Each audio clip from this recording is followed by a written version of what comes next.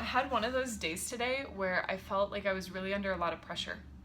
Not just a time pressure, I mean, some of my meetings were a little bit tight, some of my calls ran a little bit late, but more of this pressure that I put on myself, that I need to have everything figured out. I need to have a plan for my life, I need to have this grand vision, and not only that, but that I need to know how to get from A to Z without any help.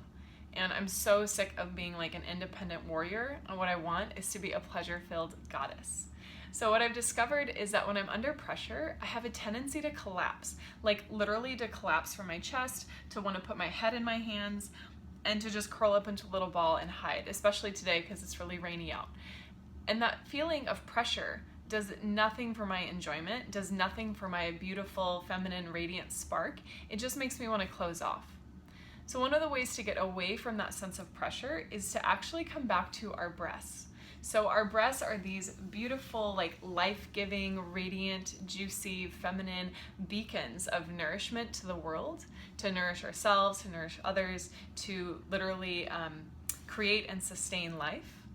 And yet we collapse them when we're under pressure, when we're told by an external source or the patriarchy about a certain way that we're supposed to be. And a lot of times that source of criticism has nothing to do with the outside world. It's from an old story in our head, this perfectionism that we're addicted to, that we've put onto ourselves. And I am just so over it.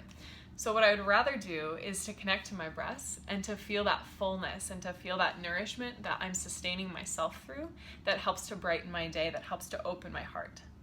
One of the ways that you can do this is to really just cup the breaths lightly and start to feel their fullness.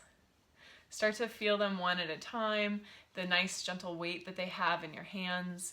Feel free to lift up a little bit underneath the breaths and just start to bounce the breaths ever so slightly. And you can laugh, of course, as you do this. It's a little bit silly. And then start to make little gentle circles, massaging the breaths, just noticing their shape, any tenderness, and then go in the opposite direction. Then we're going to do a technique today called the milkshake.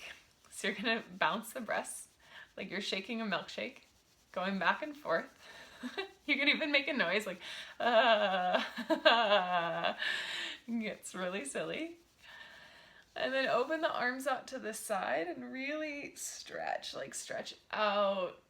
Bring your hands back together. Find a sense of deliciousness touching back to your chest. So ideally, we want to connect with our breaths every single day, whether it's something short like the milkshake I just shared with you, or whether it's a full-on breast massage, which is a tool you can learn if you work with me in one-on-one coaching or in one of my group programs.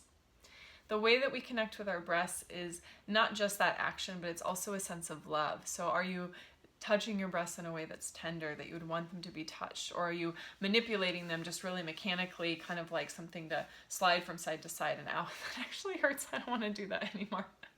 So can you appreciate the tenderness of your breasts, the beauty of your breasts, and the way that they help nourish you and help nourish others, so that it's not about pressure and collapsing, it's about pleasure and enjoyment.